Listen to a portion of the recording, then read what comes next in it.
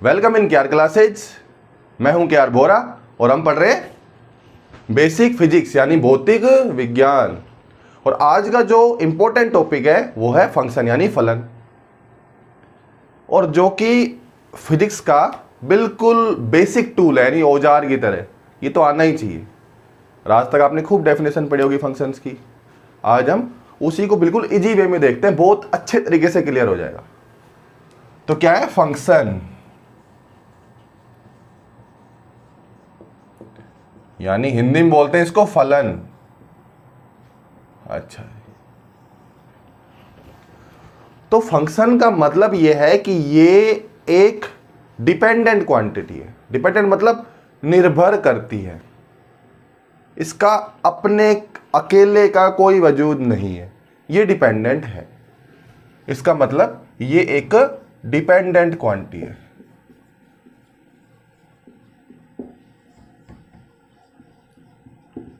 Dependent का मतलब होता है निर्भरता, निर्भर, आश्रित। अब जब कोई किसी पर निर्भर होता है, जैसे हमने फिजिकल क्वांटिटीज में पढ़ा था, तो बेसिक क्वांटिटी थी, उन्हीं पे सब क्वांटिटी डिपेंड कर रही थी। तो डिपेंडेंट क्वांटिटी का मतलब ये हुआ कि ये एक रिलेशन क्रिएट करती है। तो डिपेंडेंट का मतलब ये रिलेशन। अगर मान लो मैं किसी पे डिपेंडेंट हूं आज की दुनिया में, तो मेरा उससे कुछ ना कुछ रिलेशन होगा। तो जो फंक्शन है वो भी एक तरीके का रिलेशन होता है। रिलेशन यानी संबंध।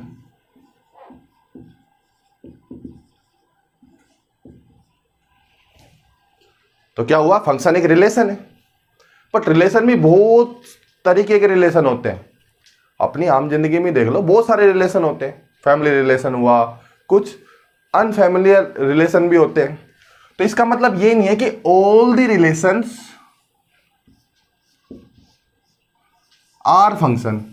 ये नहीं कि रिलेशन की कुछ कैटेगरियां ही हैं जो फंक्शन यानी फलन कहलाती है।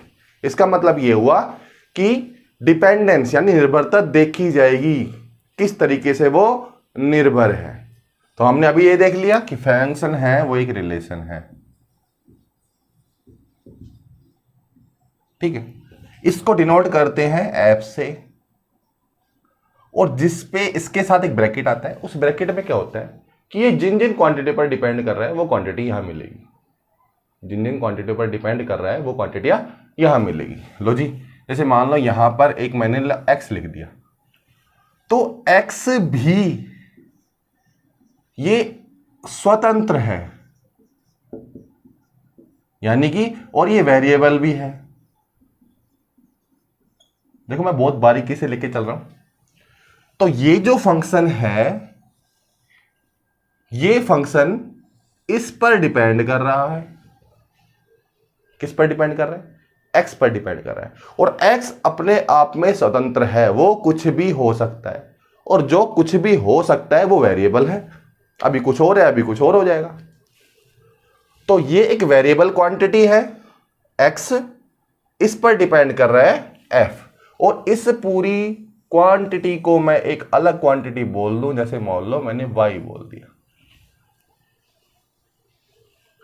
इसका मतलब कि y की जो भी वैल्यू आएगी, यानी y को अगर मुझे बताना होगा तो x की हेल्प जरूर लेनी पड़ेगी।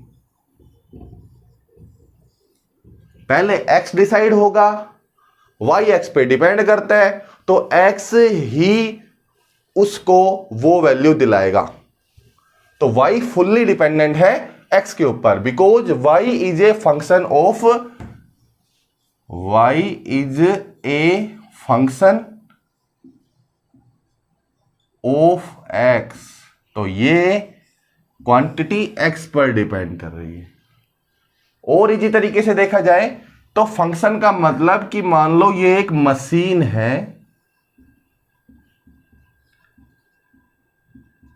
ये एक मशीन है, इस मशीन में एक जाने का रास्ता है और एक आने का रास्ता है, मतलब इनपुट और आउटपुट है, इनपुट और आउटपुट।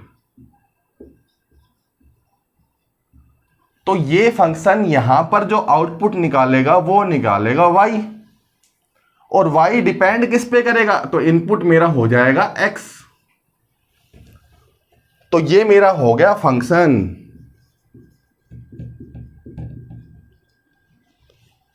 तो ये जो फंक्शन होगा, इस फंक्शन में मैं x डालता रहूंगा, वो y निकालता रहेगा, x डालता रहूंगा और y निकालता रहेगा। इसका मतलब x y से कोई ना कोई कनेक्शन रखेगा, यानी रिलेशन रखेगा, और वो रिलेशन सेटिस्फाइड करेगा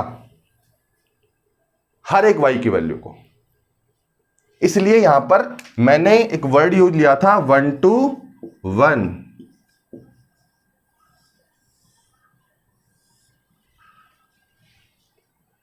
जैसे मान लो ये मशीन ही लगा लो, आटे पीसने वाली मशीन है, तो मुझे इनपुट में जितना गेहूं अगर डालूंगा उसके हिसाब से मेरे के आउटपुट में आटा मिलेगा।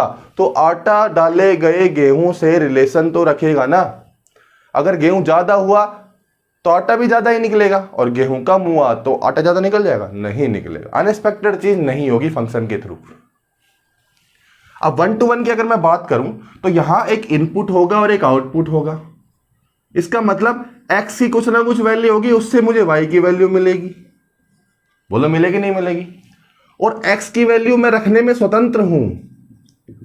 तो लो जी, मैं अगर x की वैल्यू को रख देता हूं, मान लो मैंने 0 रख दिया, 1 रख दिया, 2 रख दिया, 3 रख दिया, 4 रख दिया, सिंपल। तो वो x की वैल्यू स्वतंत्र हो गई। ये मैं अपने आप में स्वतंत्र ले सकता हूं, बट y को मैं स्वतंत्र नहीं ले सकता, बिकॉज y डिपेंडेंट है x के ऊपर। बट अगर अब x की वैल्यू रखूंगा तो हर एक y की वैल्यू मिलेगी। अगर मैं 0 रखूंगा तो 0 के ऊपर y की वैल्यू मान लो 4 आ गई, इसके ऊपर 6 आ गई, इसके ऊपर 9 आ गई, इसके ऊपर 8 आ गई, इसके ऊपर 12 आ गई। तो y x पर डिपेंड है, और 0 से मुझे 4 की वैल्यू मिल रही है, 1 से 6 की, 2 से 9 की, 3 से 8 की, और 4 से 12 की। तो ये रिलेशन कैसा हुआ? प्योर रिलेशन हुआ। मतलब 1 to 1, एक से संबंध रख रहे हैं, एक है वो 6 से संबंध रख रहे हैं, तो 6 से संबंध रखने वाला कोई और नहीं है। समझ रहे हो? 6 से संबंध रखने वाला कोई और नहीं है। 4 का 12 से संबंध है, तो 12 से संबंध रखने वाले कोई x की वैल्यू और नहीं है। तो x की हर स्वतंत्र वैल्यू पर y की एक अलग वैल्यू आए, उसे मैं बोलता हूं 1 to 1 रिलेशन। और 1 to 1 relation as a function होता है। तो ये बात सबको समझ में आई? 1 to 1 की बात करता हूं। अब मैं बात करता हूं मैनी टू 1। मैनी टू 1 क्या होता है? मैनी टू 1, x तो मैं स्वतंत्र हूं लेने के लिए। अगर मान लो मैं लूं 1, -1, 2 और -2। अब काफी बार y की वैल्यू ऐसी मिलेगी कि 1 की वैल्यू और -1 की वैल्यू एक ही क्वांटिटी, जैसे मान लो 4 है और ये दोनों की क्वांटिटी है मान लो ये 6 है, एग्जाम्पल ले रहा हूं ओनली। तो इसमें क्या होता है? Many to 1। इसका मतलब कि x की कोई 2 वैल्यू है, वो y की सेम वैल्यू दे रही है। अगर ऐसा भी हो तो भी मैं उसको फंक्शन की कैटेगरी में रखता हूं। समझ रहे हो? अगर ऐसा भी कुछ हो तो मैं उसको कैटेगरी में रखता हूं, फंक्शन की कैटेगरी में, मैनी टू 1। अगर इसका उल्टा हो, उल्टा होने का मतलब क्या हुआ कि y की x की एक वैल्यू डालू और y की 2 वैल्यू निकले। समझ रहे हो ना? तो मैनी टू मैनी, किसी का किसी से भी रिलेशन हो सकता है, ये इसका भी है, ये इसका भी है, इसका भी है। ऐसा रिलेशन फंक्शन में काउंट नहीं होता। तो आपको फंक्शन और रिलेशन में क्लियरिटी आई? थोड़ी बहुत क्या आ ही गई होगी कि रिलेशन क्या है, फंक्शन क्या है। रिलेशन का ही पार्ट फंक्शन है, रिलेशन में से ही फंक्शन निकला है, और फंक्शन के अंदर 1 to 1 और मैनी टू 1 ये सब कुछ बताया है मैंने। जो रिलेशन है यही रिलेशन उसके अंदर आते हैं। दूसरी बात, अब इनके रिलेशन से मुझे पॉइंट मिलते जाते हैं, मतलब मुझे सेट मिलता है।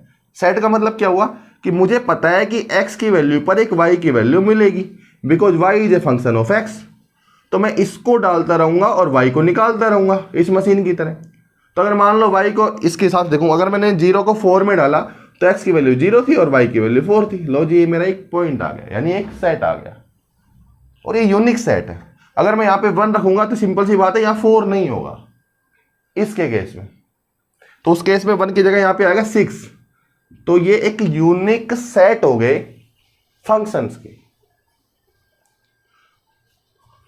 तो देखो एग्जांपल लेता हूं। तो मैंने क्या बताया, फंक्शन, जैसे मान लो फंक्शन है मेरा और वो x पर डिपेंड कर रहा है, और उसकी वैल्यू ले लेता हूं, जैसे मान लो कि x3x प्लस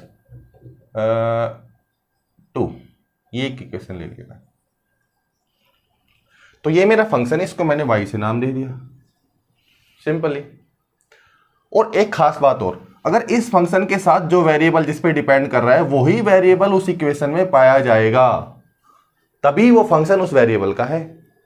अगर मान लो यहां पर कोई z होता, अब मान लो यहां मैं लिख देता हूं 2z, क्या लिख दिया, 2 और z, तो उसको बोलना पड़ेगा, अगर ये फंक्शन ऑफ x है और यहां z पाया गया, तो सिंपल सा रूल है, यहां ये z कांस्टेंट है। इसका मतलब यह हुआ कि कोई फंक्शन अगर किसी क्वांटिटी पर डिपेंड कर रहा है, जैसे मान लो यहां पर x और y पर डिपेंड कर रहा है, तो इस फंक्शन में x और y का कॉम्बिनेशन ही मिलेगा, और अदर रूप में कांस्टेंट मिल सकते हैं, तो कांस्टेंट प्लस x और y की फॉर्म में ही मिलेगा। अगर वहां पे आपको a b c मिल रहा है तो उसको a b c डिफाइन करना पड़ेगा, क्योंकि a b c एक कांस्टेंट है। अकेला कांस्टेंट कोई, अगर मान लो यहां पर ये वैल्यू होती 2 3z प्लस 2t, तो t और z दोनों ही कांस्टेंट होते हैं और ये फंक्शन होता ही नहीं x का। तो ऐसा भी पॉसिबल नहीं हो सकता कि कोई किसी पे डिपेंड कर रहा है और उसके इक्वेशन में वो चीज है ही नहीं, उसके इक्वेशन में वही चीज है ही नहीं, तो वो फंक्शन ही नहीं है। क्लियर? तो ये कोई फंक्शन है। अब ये मेरा फंक्शन है, इस फंक्शन के अंदर z हटा देता हूं।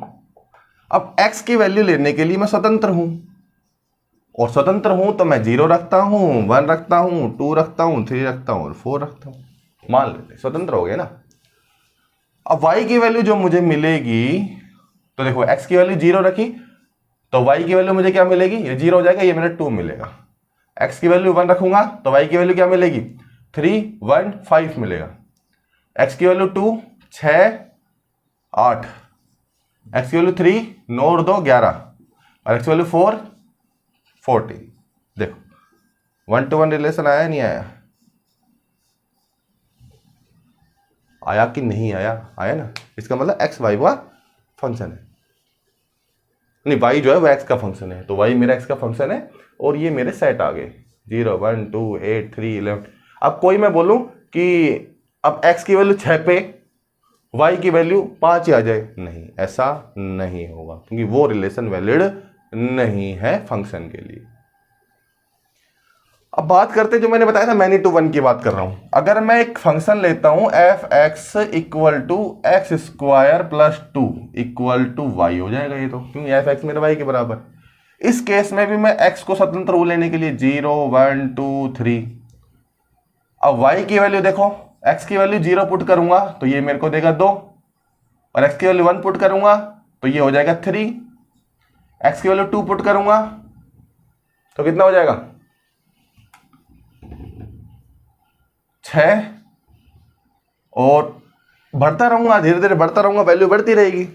अब मैं बात करूं कि वैल्यू -1 हो, क्योंकि x तो लेने के लिए स्वतंत्र हूं मैं, और x के लिए स्वतंत्र हो गया तो रेंज क्या हो गई मेरी, कहां तक ले सकता हूं, इन्फिनिटिव से लेके -इन्फिनिटिव तक ले लो। तो अगर मैं -1 लेता हूं तो -1 के केस में ये कितना हो जाएगा, माइनस, ये आ जाएगा वापस से 3, और -2 लेता हूं तो भी ये 6 आएगा। तो इसमें ऐसा हो रहा है कि कोई दो वैल्यू, जैसे ये वैल्यू है, ये वैल्यू है, सेम वैल्यू दे रही है, ये वैल्यू है, ये वैल्यू है, ये भी सेम वैल्यू दे रही है। ऐसे आगे बढ़ता रहूंगा तो वो भी सेम वैल्यू देती ही रहेगी। तो ऐसे रिलेशन भी फंक्शन में काउंट होंगे, यानी फंक्शन होंगे। तो इनको बोलता है मैनी टू वन, यानी x की कुछ वैल्यू ऐसी हो सकती है जिन पे y की वैल्यू सेम हो, और ऐसा यहां हो भी रहा है, 1 और -1 दोनों के लिए वैल्यू 3 3 सेम है। तो फंक्शन के बारे में अभी समझ में आया कि फंक्शन कैसा, फंक्शन क्या होता है, कौन कौन से रिलेशन होंगे उसके अंदर, 1:1, many-to-1, ये सब रिलेशन। अब हम फंक्शन को बनाना सीखते हैं, यानी फंक्शन के बारे में देखते हैं कि फंक्शन का ग्राफ कैसे बनाएं। फंक्शन को देखते हुए फंक्शन को जनरेट करेंगे विद ग्राफ्स, ठीक है। अब फंक्शन को समझने का सबसे बढ़िया तरीका है ग्राफ। ग्राफ फंक्शन को बिल्कुल क्लियर कर देता है, और ग्राफ काफी जगह वीक पॉइंट भी होता है स्टूडेंट्स का। तो फंक्शंस देखो, मैं नॉर्मली स्टार्ट करता हूं और उनके ग्राफ अपन देखते हैं कैसे कैसे ग्राफ उनके जनरेट होंगे। मान लो मैंने कोई y लिया, y is a function of x, और नॉर्मली x का फंक्शन है x ही आ रहा है उसके बीच में, और कोई नहीं आ रहा, यानी x equal to y is a function of x। अब ये मैंने बताया था कि ये डिपेंडेंट है इसके ऊपर, और ये भाई साहब स्वतंत्र है, ये स्वतंत्र है। इसको मैं उल्टा भी लिख सकता हूं, कैसे कि जब x की वैल्यू पर मुझे y की वैल्यू मिल रही है, तो मैं इसको ये भी बोल सकता हूं कि मेरा फंक्शन है y का, और ये x के इक्वल है, और ये मेरा y के इक्वल है। ये भी बात सेम है। अब इसमें x डिपेंड करेगा y के ऊपर, तो y स्वतंत्र हो जाएगा, और y की वैल्यू लूंगा और x की वैल्यू मेरे को मिल जाएगी।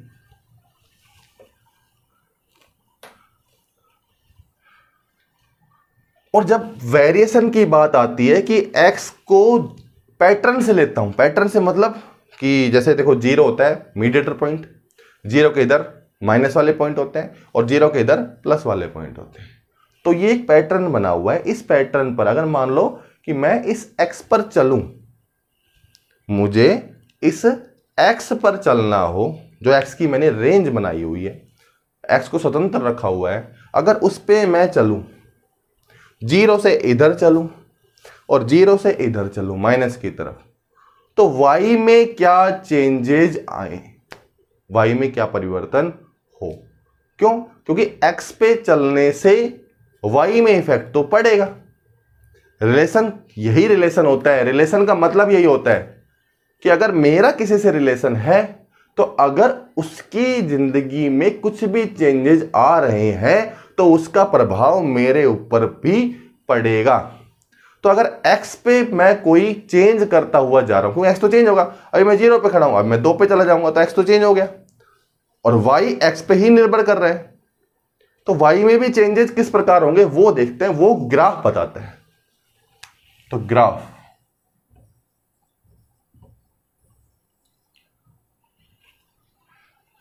अब y और x, तो मैं क्या करता हूं, एक ये मेरा y एक्सिस हो गया और ये मेरा x एक्सिस हो गया।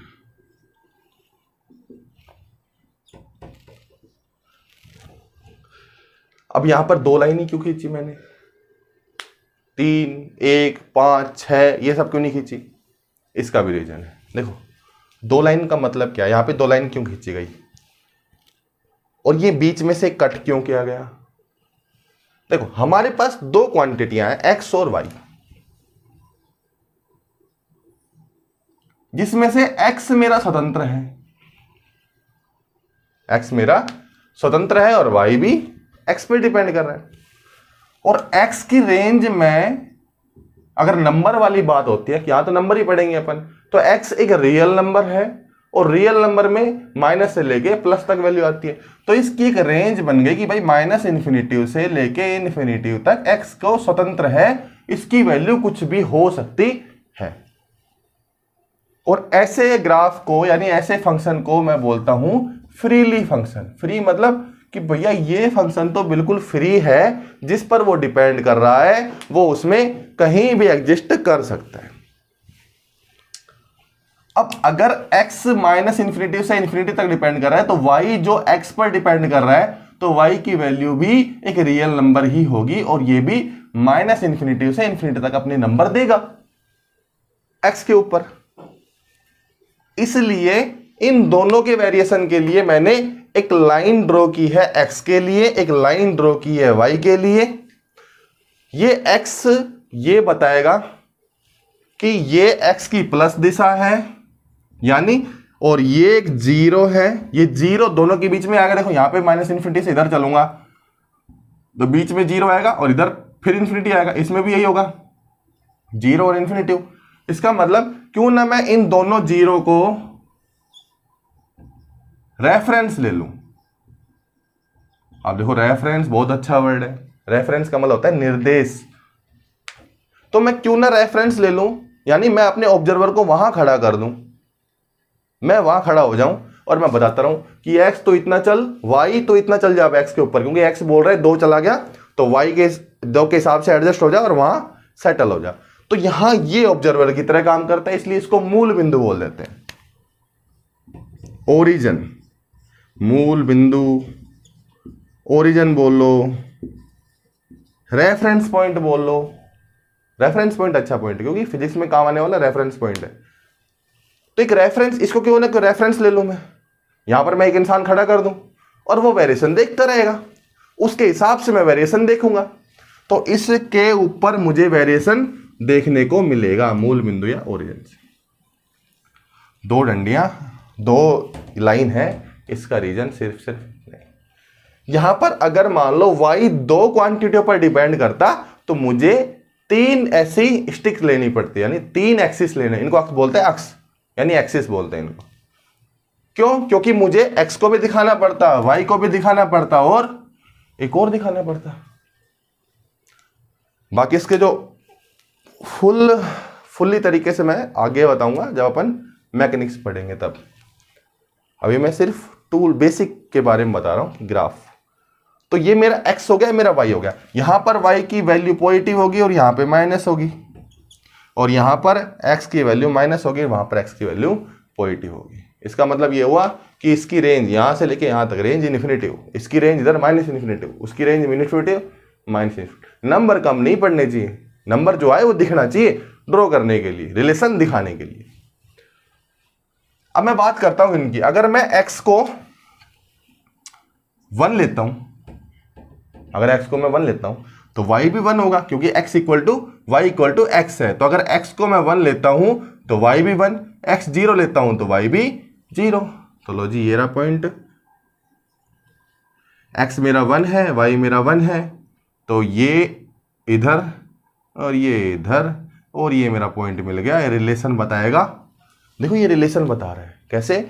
ये बोल रहा है सर इसका है कोऑर्डिनेट 1 1, इसका जो नाम है इस पॉइंट का, और इस पॉइंट को अगर ऑब्जर्वर पूछे उस पॉइंट से, ये पूछे उस पॉइंट से, अरे हाँ, क्योंकि सर मैं x से भी 1 पे खड़ा हूं और y से भी 1 पे ही खड़ा हूं, यानी तुम x में 1 चल लो और y में 1 चल लो तो मुझ तक पहुंच जाओगे। तो रिलेशन क्रिएट क्या नहीं किया x और y के बीच में, तो वही चीज। अब अगर मान लो x की वैल्यू 2 लेता हूं तो y की वैल्यू भी 2 हो जाएगी, तो ये 2 इधर बढ़ेगा, ये 2 इधर बढ़ेगा, देखा इधर रिलेशन आपस में, लो जी ये पॉइंट मिल गया। ऐसे ही मेरे को एक पॉइंट ना पॉइंट मिलता हुआ जाएगा, चलते जाएंगे इन्फिनिटी तक। ऐसे इस साइड भी अगर x इक्वल टू -1 लेता हूं, y इक्वल टू -1 हो जाएगा, तो ऐसे ही ये वाला पॉइंट मिलेगा, ये वाला पॉइंट मिलेगा, ये वाला पॉइंट मिलेगा, तो ऐसे ये पॉइंट हुआ, ये पॉइंट हुआ, ये पॉइंट। अब ये तो हर एक पॉइंट पे आ गया, 1 2 3 4 5 6, इन सबको मैं मिला देता हूं, और इनको मिलाने पर एक खास चीज मुझे मिली, ये इन्फिनिटी तक जाएगा, ये भी इन्फिनिटी तक जाएगा, इन्फिनिटी और इन्फिनिटी तक जाएगा, और ये माइनस इन्फिनिटी से माइनस इन्फिनिटी तक जाएगा। तो ये लाइन ड्रॉ करने से मुझे एक खास रिलेशन मिला कि यार सबसे पहली बात तो इसमें मुझे मुड़ना ही नहीं पड़ा। क्या नहीं होना पड़ा? इस ग्राफ में मुझे मुड़ना नहीं पड़ा, यानी इस ग्राफ में बैंड नहीं है, बैंड इसके अंदर नहीं है, बिल्कुल सीधा है, स्ट्रेट है। क्या हुआ? बिल्कुल स्ट्रेट है, बिल्कुल सीधा जा रहा है, y इक्वल टू x बिल्कुल सीधा जाएगा, तो यानी स्ट्रेट है, कहीं पे बैंड ही नहीं है। इन्फिनिटी तो चल जाओ, वहां यहां तक चले जाओ, बिल्कुल स्ट्रेट है। तो इस इक्वेशन को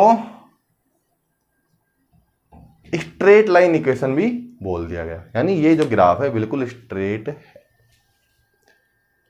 अच्छा जी, तो y इक्वल टू एक्स का समझ में आया ये ग्राफ। और स्ट्रेट होने की सबसे बड़ी प्रॉपर्टी होती है, वो हम डिफरेंशिएशन में पढ़ेंगे, जब मैं डिफरेंशिएशन के बारे में बताऊंगा, अवकलन के बारे में बताऊंगा। अभी मैं सिर्फ ग्राफ बनाना बता रहा हूं, ग्राफ कैसे बनेगा, इन्हीं से प्रॉपर्टी निकल के आएगी। ये स्ट्रेट ही क्यों है, स्ट्रेट आया, स्ट्रेट से क्या पता चलेगा हमें कि भाई स्ट्रेट होने से क्या क्या प्रॉपर्टी है इस लाइन की। अब ये जो लाइन है ये रिलेशन क्रिएट कर रही है एक्स और वाई में, क्योंकि इस लाइन का आप कोई भी पॉइंट उठा के देख लो वो एक्स और वाई का ही जिक्र करेगा, एक्स को भी बताएगा और वाई को भी बताएगा। तो इतना पता लगा अभी आपको।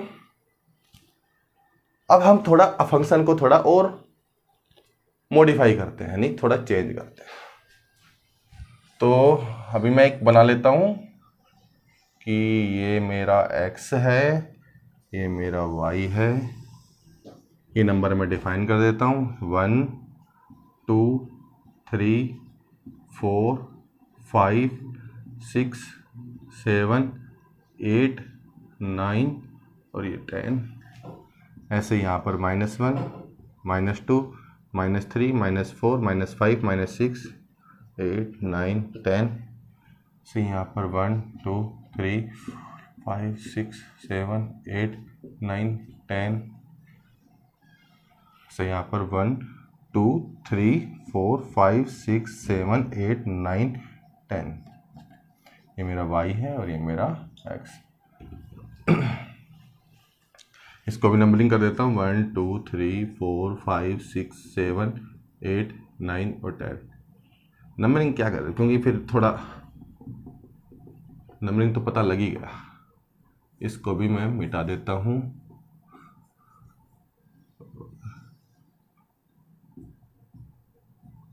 लो जी, ये मेरा y हो गया। तो x इक्वल टू वाई की इक्वेशन क्या आई थी, x इक्वल टू वाई मेरा ये था, तो ये मेरा y इक्वल टू एक्स था।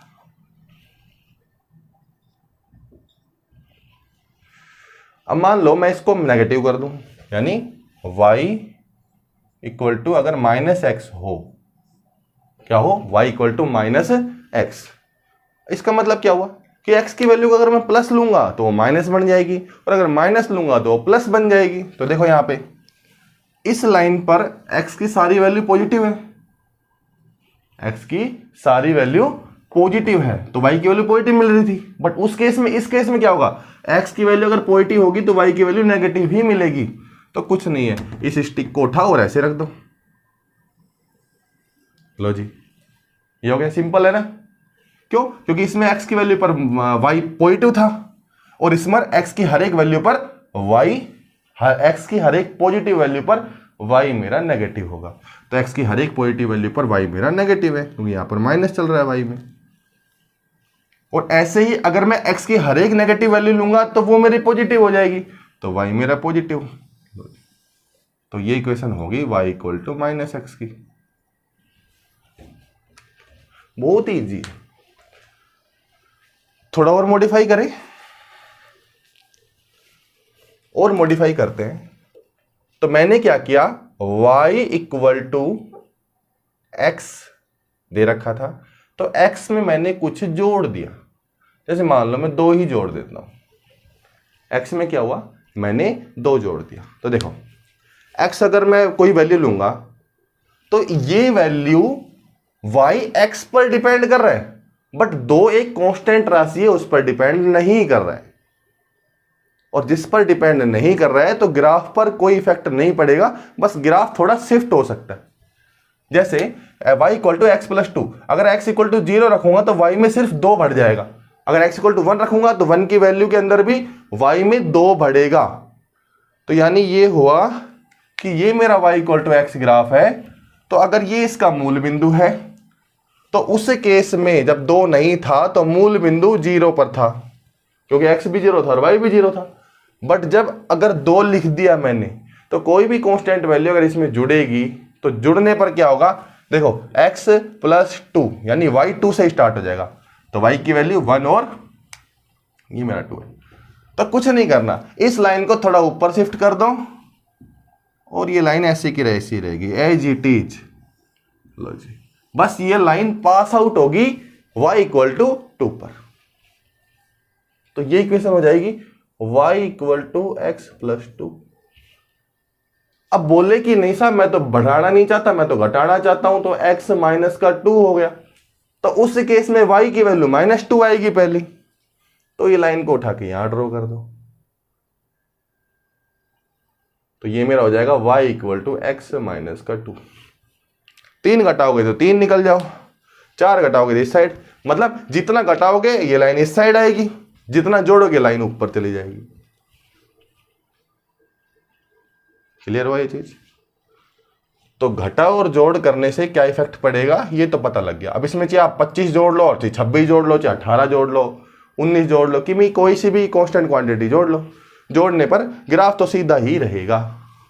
तभी भी ग्राफ मेरा सीधा है, बिल्कुल स्ट्रेट लाइन। अब बात करते हैं कि भैया अब मैं x के साथ गुणा करता हूं किसी कांस्टेंट, जैसे मान लो y इक्वल टू हो गया 3x, 3 से मल्टीप्लाई कर दिया। अब देखो x में तो कोई चेंज हो ही नहीं रहा है, क्योंकि y x पर ही डिपेंड कर रहा है। किस तरीके से कर रहे हैं? ओनली x पर, और 3 उसके साथ मल्टीपल होके आएगा। तो क्या पता हम अब हमें थोड़ा डिफरेंट कुछ मिले देखने को, तो देखते हैं। चलो, अगर मैं x की वैल्यू 0 पुट करता हूं तो y तो मेरे 0 आएगा, तो मूल बिंदु तो वहीं की वहीं है, यानी ये पॉइंट तो कहीं नहीं जाने वाला, ये तो यहीं रहेगा। अब बात करते हैं कि अगर इसको मैं मिटा देता हूं, ये हो चुका है, ये क्लियर हो चुका है।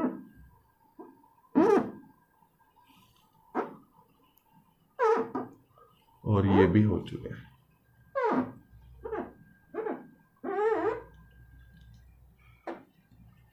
ठीक है,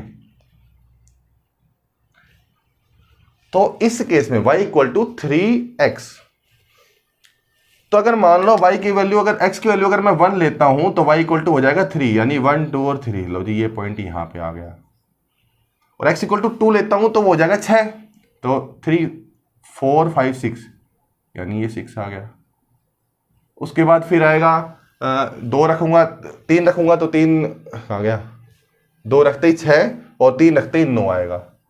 तो 6 7 8 9, ये 9 मेरा पॉइंट। और ये ऐसे ही यहां रखूंगा तो यहां पे भी क्या होगा, अगर माइनस रखूंगा माइनस का 1 तो माइनस का 3 हो जाएगा, यानी एज इट इज पॉइंट मुझे यहां भी मिलेंगे। तो 1 के ऊपर हो जाएगा माइनस का 3, तो 1 2 और 3 ये पॉइंट हो गया। 2 पर -6 4 5 6, यानी यहां हो गया। और 9 7 8 9, ये -3 था, और ये मेरा माइनस का 9 है। समझ रहे हो? तो y इक्वल टू 3x किया तो मुझे ये पॉइंट मिले, और ये मूल बिंदु तो है ही बीच में, मैंने इनको फिर से ड्रॉ किया तो पाया कि फिर से स्ट्रेट लाइन है। क्या है? फिर से ये स्ट्रेट लाइन। इसका मतलब कि x के अंदर कुछ जोड़ा ची घटाया तब भी स्ट्रेट लाइन थी। तो अगर उसके अंदर मैंने कुछ जोड़ा और कुछ घटाया तो ग्राफ मूल बिंदु से शिफ्ट हुआ था, स्ट्रेट लाइन शिफ्ट हो गई थी। बट अगर मैं मल्टीप्लाई करता हूं x के रेस्पेक्ट में कुछ भी, तो ये ग्राफ है वो टिल्ट हो जाता है। टिल्ट का मतलब घूम जाता है, इस तरफ घूम गया ऐसे। क्यों? देखो घूमा क्यों है, क्योंकि x में मैं मल्टीप्लाई कर रहा हूं। यहां पर क्या है, y इक्वल टू x है। x में अगर मैं मल्टीप्लाई करूंगा कोई भी चीज को तो y की वैल्यू इंक्रीज हो जाएगी। तो देखो ये पॉइंट अगर 3 नहीं होता तो ये पॉइंट यहां मिलता, ये पॉइंट यहां मिलता, और ये पॉइंट यहां मिलता। अब 3 गुना हो गया, तो ये पॉइंट भी 3 गुना खिसक गए ऊपर। बस सिर्फ इतना ही काम। इस पर जो पॉइंट थे वो सारे 3 गुना ऊपर खिसक गए, और इसमें सारे पॉइंट 3 गुना नीचे खिसक गए। नीचे क्यों? नेगेटिव में तो नीचे बड़ा होता है ना, छोटा होता जाता है, इसमें ये नीचे खिसक गए। तो मेरी जो लाइन ऐसी थी ये वाली, ये लाइन टिल्ट हो गई। यार अच्छा, बिल्कुल अच्छा हुआ कि हमारी लाइन बिल्कुल ऐसे, मतलब मूल बिंदु वहीं के वहीं रहा और ये पॉइंट शिफ्ट हो गए। तो मल्टीप्लाई करने से भी लाइन स्ट्रेट ही मिली। अब मैं बात करता हूं, अगर मान लो यहां पे नंबर इतना बड़ा हो जाए, एन लगा देता हूं, और एन बहुत ही बड़ा यानी इन्फिनिटिव टाइप हो जाए, उस केस में क्या होगा? देखो इस केस में अगर मैं x को 0 रखूंगा तो y मेरा 0 मिलेगा, उसमें तो कोई प्रॉब्लम नहीं है, तो ये पॉइंट तो कहीं जाने वाला नहीं है। अगर मान लो x की वैल्यू 1 पुट करता हूं तो y डिफाइंड ही नहीं हुआ, यानी कि x की वैल्यू 1 पर y कहां लगाऊं, मिला ही नहीं, बिल्कुल नहीं मिला।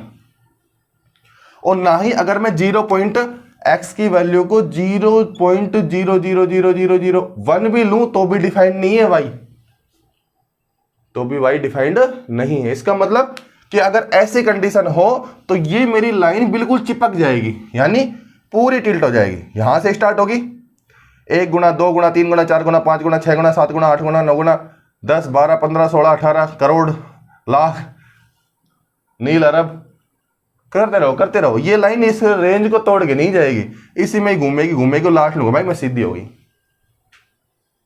क्योंकि ये लाइन बताती यही है, ये लाइन बोलती है कि साहब यहां पर y इंफिनिटिव है। क्या बोलती है? y इंफिनिटिव, और 0 को छोड़ के x की वैल्यू 0, देखो 0 पे इंफिनिटिव है, x की वैल्यू 0 छोड़ के x की कितनी वैल्यू ले लो सब पे y इंफिनिटिव ही मिलेगा। y क्या मिलेगा? इंफिनिटिव ही मिलेगा, तो ये बिल्कुल चिपक जाएगी सीधी लाइन। इसका फंडा तो समझ में आया। अगर मान लो अब मैं छेड़छाड़ कर रहा था मल्टीप्लाई के अंदर, अब मैं छेड़छाड़ करता हूं नीचे की तरफ, यानी कि भाई डिवाइड में अगर 2 लग जाए, तो देखो सोचने वाली बात, सिंपल सी बात है, समझ में आ रहा है, निकालने की जरूरत ही नहीं है कि भैया x इक्वल टू वाई की इक्वेशन ये रही, समझ रहे हो, और ये जो इक्वेशन होगी ये y equal to n x, यानी मल्टीप्लाई करूंगा तब की, अगर x के साथ में कुछ मल्टीप्लाई करता हूं। अब बात आई डिवाइड की, तो अगर मैं डिवाइड करता हूं 2 से 3 से 4 से, वो बताऊंगा आगे मैं कैसे कैसे। तो अगर मैंने 2 से डिवाइड किया, तो 2 से डिवाइड करने पर देखो ये सब पॉइंट यहां थे पहले, देखो ये पॉइंट यहां था, ये पॉइंट यहां था, और ये पॉइंट यहां था। इसका मतलब क्या हुआ कि पहले तो ये पॉइंट x की वैल्यू पर y की वैल्यू इंक्रीज हो रही थी जब मैंने मल्टीप्लाई किया, और अगर मैं डिवाइड करूंगा तो वो वैल्यू छोटी हो जाएगी, तो ये जो लाइन है सिंपली टिल्ट हो जाएगी इस तरफ। इसका मतलब ये जो रेंज होगी यहां से लेके यहां तक, इस रेंज में x में डिवाइड ही लग रहा होगा। तो ये जो लाइन है, जैसे मान लो ये लाइन मैंने खींच दी, ये लाइन, तो इस लाइन में y equal to x divide में ही कोई नंबर आ रहा होगा, ये कन्फर्म है, क्योंकि वो x, ये जो फंक्शन है, इस फंक्शन में ये n जो है ये छेड़ कर रहा है, y को x के बराबर होने ही नहीं देगा, x से छोटा ही रखेगा। तो ये क्या किस तरफ झुकेगा, क्योंकि y बढ़ने ही वाला ही नहीं है, y तो छोटा होने वाला है, x बढ़ेगा y नहीं बढ़ेगा, तो ये लाइन टिल्ट हो जाएगी इस तरफ।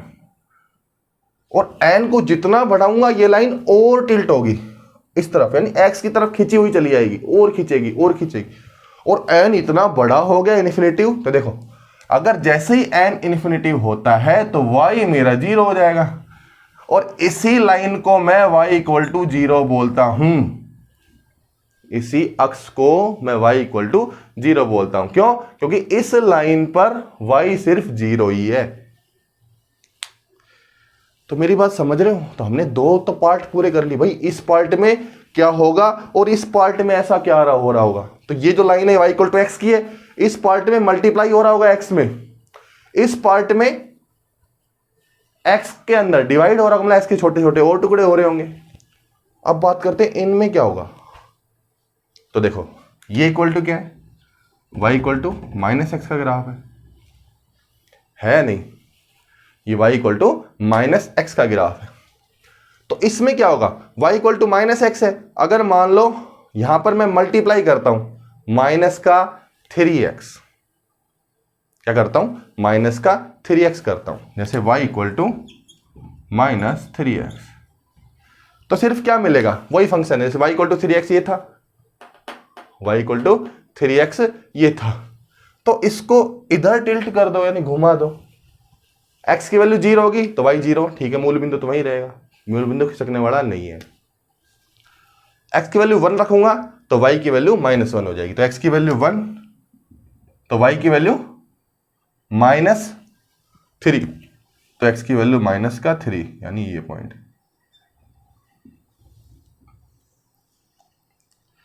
लो जी, ये लाइन। इसका मतलब कि अगर इस x में अगर मैं मल्टीप्लाई करता हुआ जाऊंगा तो ग्राफ यहां से लेके यहां तक वेरी करेगा। तो इसमें जो ग्राफ आएगा इस रेंज में वो आएगा y इक्वल टू -nx, और उस पार्ट में क्या आएगा y equal to -nx divide by 2। ऐसे ये रेंज होगी, ये रेंज इसकी है तो ये रेंज इसकी मिलेगी, और ये रेंज इसकी है तो इसकी रेंज। तो अगर कोई स्ट्रेट लाइन मूल बिंदु से गुजर रही हो, समझ रहे हो, अगर कोई स्ट्रेट लाइन मूल बिंदु से गुजर रही हो तो कभी भी उस इक्वेशन में कोई कांस्टेंट प्लस या माइनस तो नहीं होगा। ये बात तो क्लियर है, प्लस या माइनस तो नहीं होगा। दूसरी बात, उस इक्वेशन में ऐसी कोई क्वांटिटी नहीं आएगी जिस क्वांटिटी का पावर हो रहा हो, जैसे एक्स पे डिपेंड करिए, एक्स का स्क्वायर मिला हो, फलाना मिला हो, नहीं मिला हो। हाँ, वो मल्टीप्लाई हो सकती है। तो या तो y इक्वल टू मूल बिंदु से गुजरा x हो सकता है, x के साथ n मल्टीप्लाई हो सकता है, n डिवाइड हो सकता है, माइनस के साथ x के डिवाइड हो सकता है, और माइनस के साथ n का मल्टीप्लाई हो सकता है। ये सब करके देख लिया, स्ट्रेट लाइन थी।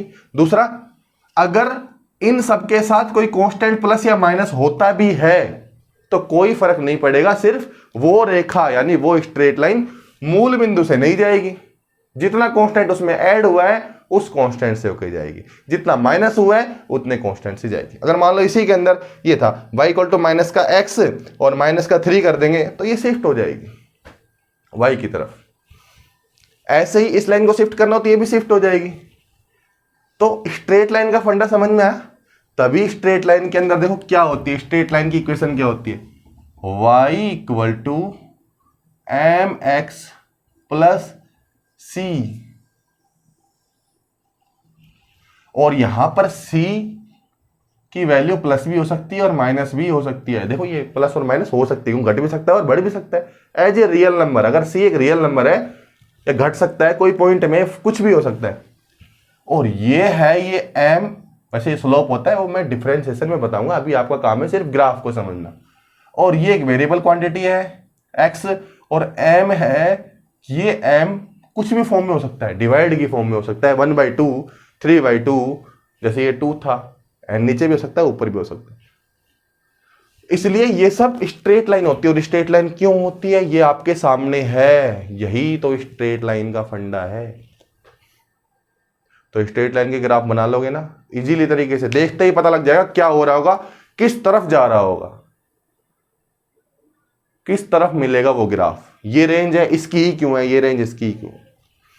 समझ में आया। अब थोड़ा और मॉडिफाई करते हैं ग्राफ को, थोड़ा सा और। स्ट्रेट लाइन का समझ में आया। अच्छा जी, अब देखते हैं ग्राफ को थोड़ा और मॉडिफाई, ग्राफ बनाना और सीखते हैं, और थोड़ा कॉम्प्लेक्स कर लेते हैं। कॉम्प्लेक्स मतलब जटिल। अब y equal to mx plus c तो हो गया, ये सब स्ट्रेट लाइन दे रहे थे वो हमने देख लिया। y इक्वल टू, अगर मान लो मैं x के साथ x का ही मल्टीप्लाई कर दूं, यानी x स्क्वायर कर दूं, तो क्या फर्क पड़ेगा ग्राफ के ऊपर। तो मैं तो अपना रेफरेंस वही लेके चलता हूं, y इक्वल टू x। लो जी, ये मेरा y और ये मेरा x। अब अभी आपने जो पिछला पढ़ा उसके अंदर आपका माइंड इतना तो सेट हो गया होगा कि अब आपको पॉइंट निकालने की जरूरत नहीं, बार बार मैं पॉइंट निकालूं। तभी तो ग्राफ ऐसे सीख रहे हैं अपन कि पॉइंट ना निकालने पड़े, कम से कम अप्रोक्सीमेशन देख लूं कि ग्राफ कैसा जा रहा होगा, किसका ग्राफ होगा, कैसा बन रहा होगा, ये ग्राफ बता क्या रहा होगा। अब y equal to x square है, तो y इक्वल टू एक्स क्या है भाई, y इक्वल टू एक्स तो ये था मेरा, ये मेरा y इक्वल टू एक्स था। पहले फटाफट x और देख लो कि मूल बिंदु से पास हो रहा है नहीं हो रहा है। कैसे, एक्स इक्वल टू 0 रखा, वाई इक्वल टू 0, ठीक है साहब, मूल बिंदु तो आएगा ही। ये पॉइंट यहां तो नहीं छोड़ेगा, ये पॉइंट यहां तो जरूर आएगा, ये ग्राफ यहां से होकर जरूर जाएगा। अब बात करते हैं y equal to x square. तो देखो यहां पर जितने भी पॉइंट थे उस पर y x के बराबर था। अब क्या होगा कि x की वैल्यू बढ़ेगी तो y की वैल्यू उसकी स्क्वायर की फॉर्म में बढ़ेगी, इसका मतलब वो वैल्यू और बड़ी हो जाएगी, x1 तो y1, इसमें तो कोई डिफरेंस नहीं। इसका मतलब ये पॉइंट यहां तक इसका पीछा अच्छे से करेगा, यहां तक कोई दिक्कत नहीं है, प्लस का 1 है यहां पर, और यहां पर y की वैल्यू भी 1 है, ये मेरा x है और ये मेरा y है, यहां तक तो कोई दिक्कत नहीं है, क्योंकि x की वैल्यू 1 तो y की वैल्यू भी 1। क्लियर। अब x की वैल्यू जैसे ही 2 करूंगा तो y फटाक से ऊपर भागेगा, इसका मतलब इन पॉइंट की एक ये टेंडेंसी हो गई कि उनको स्क्वायर फॉर्म में ही आगे बढ़ना है। तो अगर यहां पर x की वैल्यू अगर 2 है तो y यहां पर 2 था, अब y हो गया 4, 3 पे हो जाएगा 9, 4 पे 16, इसका मतलब ये ग्राफ फटाफट से ऊपर होगा। यानी इसको मैं एक यहां से स्टार्ट करूं और ऐसे फटाक से कर दूं तो ये ग्राफ यहां से टिल्ट, और यहां से भी फर्क पड़ेगा। क्यों? क्योंकि 1/2 y इक्वल टू एक्स के अंदर क्या था, अगर इसको 1/2 लिखता हूं तो ये भी 1/2 था, बट यहां पर इसको 1/2 लूंगा तो y 1/4 हो जाएगा, और छोटा। और छोटे का मतलब होता है कि ये डंडी थोड़ी पिचक जाएगी, यानी थोड़ी नीचे की तरफ जाएगी ये रही, ओ ये ग्राफ अब ये रूप धारण कर लेगा। क्यों? देखो कैसे हुआ, यहां पर 2 था, यहां पर भी 2 था, बट अब 2 थोड़ा और निकल गया ऊपर की तरफ, ये रहा, तो 2 4 पे निकल गया, 3 9 पे निकल गया, 4 16 पे निकल गया। तो इसका मतलब क्या हुआ कि ग्राफ है वो मेरा बैंड होता हुआ चला गया, अब ये स्ट्रेट लाइन नहीं है। तो समझे, स्क्वायर करते ही स्ट्रेट लाइन की प्रॉपर्टी गायब हो गई।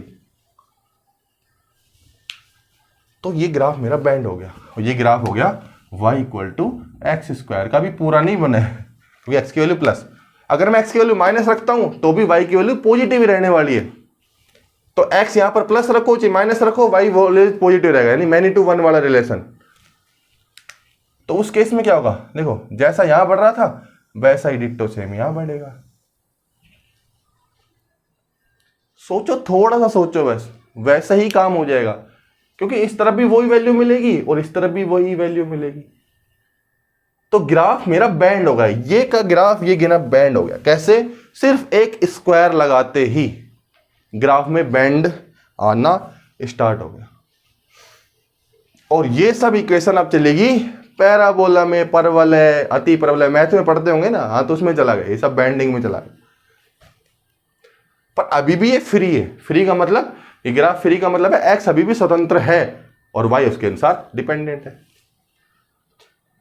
अब वही बात आती है यहां पर कि लो जी ये तो हो गया एक्स स्क्वायर का। अब मैं बात करता हूं कि इस एक्स स्क्वायर में अगर मैं चेंजमेंट यानी चेंज करूं तो क्या इफेक्ट पड़ेगा। अगर मान लो यहां पे मैं कर देता हूं 2x स्क्वायर,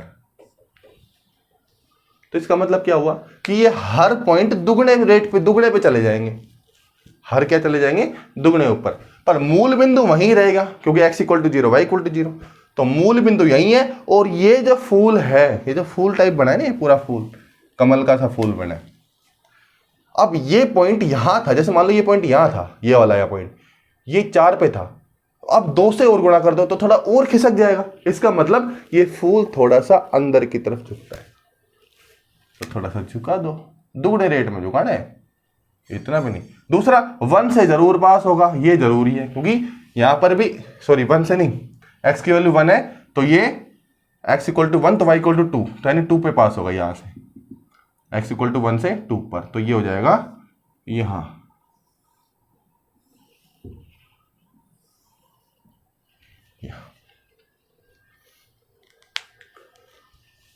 तो अगर इसके साथ मैं कोई भी चीज मल्टीप्लाई करूंगा तो मेरा मूल बिंदु वहीं रहेगा और मेरा जो ये नैरो होता हुआ चला जाएगा, नैरो। अगर और मल्टीप्लाई करूंगा तो ये और नैरो हो जाएगा, और करूंगा तो और नैरो हो जाएगा। नैरो का मतलब सिकुड़ता हुआ आ जाएगा, मल्टीप्लाई करूंगा तो ये 1 छोड़ देगा यहां से, ये जरूर याद रखना, ये 1 छोड़ देगा यहां से। क्योंकि 1 क्यों छूट जाएगा? क्योंकि x की वैल्यू 1 पुट करूंगा तो y अब 1 नहीं रहने वाला है, y अब 1 नहीं रहेगा। तो ये जो है ना, ये बिल्कुल भीजता हुआ आ जाएगा, बिल्कुल चिपकता हुआ, ऐसे होता नहीं, ऐसे, तो ऐसे चिपकता हुआ आ जाएगा। भाई कमाल की बात है, मतलब ये यहां से यहां तक। अब अगर मान लो मैं यहां n से मल्टीप्लाई कर दूं एक्स स्क्वायर, यानी इन्फिनिटिव पर चला गया नंबर, और n मेरा इन्फिनिटिव हो गया, तो y इक्वल टू 0 पर तो x, ये पॉइंट तो वहीं के वहीं रहेगा, और ये y मेरा डिफाइंड हो ही नहीं पाएगा। और जैसे ही ये पॉइंट बिल्कुल, ये दोनों लाइनें चिपक जाएंगी आपस में ऐसे, और एक लाइन बन जाएगी ये, और ये y इक्वल टू इन्फिनिटिव है ही। देखो रूल तो सारी चीज फॉलो करेंगे। अगर ये फूल का ये जो कमल का फूल है पूरा चिपक गया ऐसे कैसे, तो लाइन बनेगी नहीं बनेगी? बिल्कुल बनेगी लाइन, यही लाइन बनेगी y इक्वल टू इन्फिनिटी वाली, और y इक्वल टू इन्फिनिटी वाली यही लाइन है। समझ रहे हो ये चीज? और यही चीज अगर मैं डिवाइड में करूं, डिवाइड का मतलब क्या हुआ कि एक्स स्क्वायर डिवाइड बाई 2, तो जिनको जब बढ़ना था यानी दुगना होना था, इस पॉइंट को जब दुगना होना था, अब वो आधा हो जाएगा, और आधा हो जाएगा तो फूल और खिलेगा। और खिलेगा मतलब, लो जी, ये फूल खिलेगा, अच्छे से खिलेगा। तो ये रेंज हो गई जब एक्स स्क्वायर में डिवाइड लग रहा हो।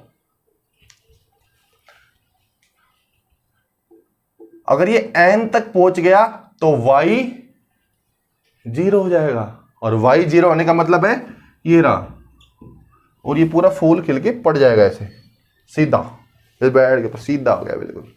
और सीधा होते ही कौन सी इक्वेशन बन जाएगी? y equal to 0। अगर n इन्फिनिटिव हो गया तो y हर x की वैल्यू पर एक 0 वैल्यू, अप्रोक्सीमेट 0 वैल्यू देगा, हम 0 ही बोल देते हैं, 0 वैल्यू देगा। ये ऊपर वाला फंडा समझ में आया? यहां से यहां तक पूरा एक्स स्क्वायर कैसे वेरी करेगा, कैसे वेरी नहीं करेगा। अब कैसे आप इसको तो इधर लेके आओ, ये वाली चीज यहां कैसे आएगी? तो कुछ नहीं करना, यहां माइनस लगा दो।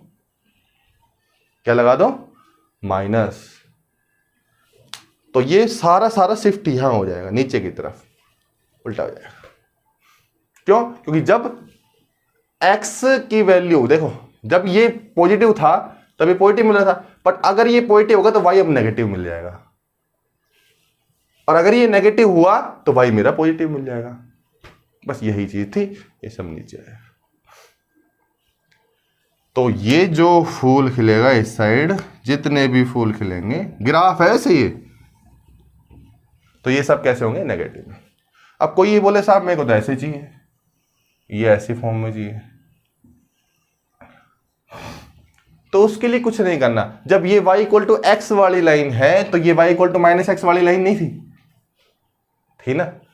अब मान लो एक्स स्क्वायर टू माइनस का y एक्स स्क्वायर है, अगर मैं इसको कर दूं x equal to y square, यानी अब f फंक्शन हो गया y का और x मेरा फंक्शन हो गया y का, उस केस में ऐसे ग्राफ बनेंगे। अगर यहां मैं माइनस लगा देता हूं तो ये ग्राफ इस तरफ शिफ्ट हो जाएगा, और इसमें मेरा सारे बैंड पड़ जाएंगे, मतलब पूरे ये बैंड होगा। बैंड होने का खेल है, स्क्वायर में जाना बैंड होने का ही खेल है। अगर कोई भी चीज स्क्वायर में फंक्शन अगर मेरा जाएगा तो घात बढ़ती हुई जाएगी, वैल्यू और फटाफट बढ़ेगी। x को थोड़ा सा बढ़ाऊंगा y और उतना ज्यादा बढ़ जाएगा, और डिवाइड में लेके चलूंगा तो x को बढ़ाऊंगा और y मेरा डिक्रीज हो जाएगा। समझ रहे हो? ये समझ में आया ग्राफ? अब एक बात और, इनमें अगर मैं कांस्टेंट जोड़ दूं तो देखो कोई फर्क नहीं पड़ेगा। कांस्टेंट जोड़ने से ग्राफ शिफ्ट होता है। क्या होता है? शिफ्ट। अगर मान लो ये था y इक्वल टू एक्स, ये y equal to x square का ग्राफ था, अगर इसमें मैं कांस्टेंट प्लस c डाल देता हूं, तो अगर मैंने प्लस किया है तो ये मूल बिंदु, यानी मेरा फूल है तो फूल ऊपर उठ जाएगा। ऐसे था ना, मूल बिंदु पे था, थोड़ा ऊपर उठ जाएगा। और अगर मैं माइनस करता हूं तो फूल नीचे दब जाएगा। बस इतना ही अंतर आएगा, बाकी कोई अंतर नहीं आएगा। तो प्लस माइनस करने से भी शेप पर कोई इफेक्ट नहीं पड़ेगा, क्योंकि वो तो हर किसी में ऐड होना है, और ऐड होने का मतलब ये होता है कि शिफ्ट हो जाता है। अगर मान लो यहां पर एक सिस्टम है, इस पूरे सिस्टम में हर एक पॉइंट, जैसे मैं एक पूरा सिस्टम हूं, तो मेरा हर एक पॉइंट आगे की तरफ 2 सेंटीमीटर चले तो सिंपल सी बात है मेरी पूरी बॉडी शिफ्ट हो जाएगी। ये थोड़ी है कि मेरा हाथ है पहले आगे भाग गया, मैं इधर ही रह गया 2 सेंटीमीटर, नहीं ऐसा नहीं होगा। अगर पूरी बॉडी को कमांड मिली हुई है कि तुम्हें 2 आगे चलना है, तो पूरी बॉडी तो आगे चल जाएगी ना, हर एक पॉइंट आगे खिसक जाएंगे, ये पूरा फूल ऊपर ही शिफ्ट हो जाएगा।